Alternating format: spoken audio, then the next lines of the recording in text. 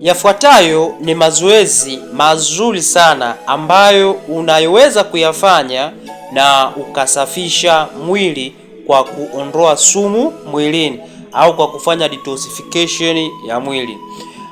Unaweza ukawa unatembea unatembea kwa muda mrefu kidogo, lakini pia hata kukimbia walau dakika 20 mpaka 30 kwa utaratibu. Lakini pia kama unaweza kuruka kamba, unaruka kamba limradi jasho litoke.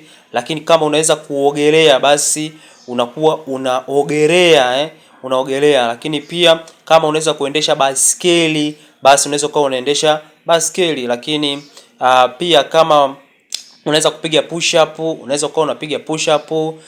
Yote hakikisha unafanya zoezi ambalo litakufanya utoe jasho. Kitendo cha kutoa jasho ni mojawapo ya njia nzuri au hatua nzuri ya kufanya detoxification ya mwili wako. Hakikisha unafanya mazoezi kwa siku kwa ajili ya kufanya detoxification. Share video ili wengine wajifunze zaidi na zaidi.